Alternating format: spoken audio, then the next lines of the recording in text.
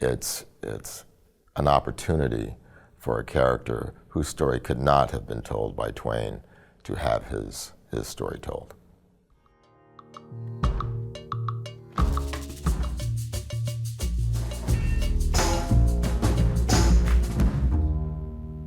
The easy summary is that this is a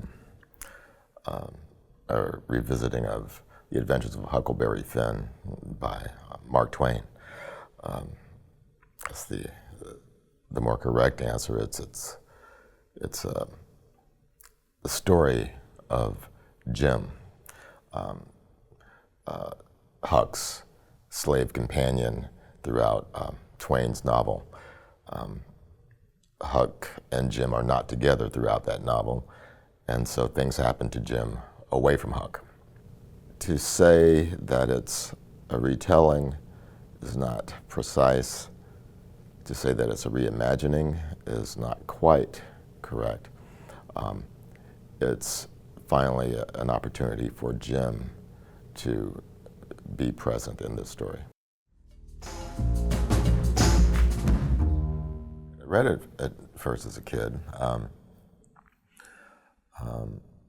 and it didn't come to me really until just a couple of years ago, when shortly before I started this novel, I thought, Jim needs to speak. And then I was shocked to discover that no one had ever written anything from Jim's point of view, at least that I could find. And that's where the novel started. Well, I changed the date of the story to be very close to the beginning of the Civil War, because I needed the Civil War to be beginning. But I didn't know Hannibal, Missouri, and so I had to do research, and since I don't know the river all that well, I had to research Hannibal. At that period, I had to research slavery in Hannibal, and I found some interesting books, some by natives of Hannibal, Missouri, and just basically reviewing all the history that we're supposed to learn in high school about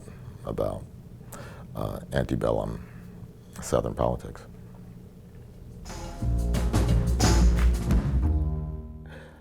I'm comfortable working most places. It's not a superstition, but a habit. If I start a novel at the kitchen table, I finish that novel at the kitchen table. If I start it in my office, I finish it in my office. I work in that one spot for the entirety of the project. I forget these books almost as quickly as they're done. And I'm surprised when readers come to me and say, "That scene, what did you mean?" and I pretend to remember the scene, and I make something up. And that's the exciting part of this too, is that readers see things that I don't see. And when they say, they ask me if something means a certain thing, it can be really good. And I've never thought of it, but I do take credit for it. I suppose I am working on something new. I hope I'm working on something new. I never know. I'm studying. I write novels so that I can study something. And the sad part of that, of course, is I'll read extensively on a subject. I'll go interview people. I'll get lost in another profession. And when I'm done with the work, I don't remember anything I've learned. So I don't get any smarter by doing this. I just spend a lot of time.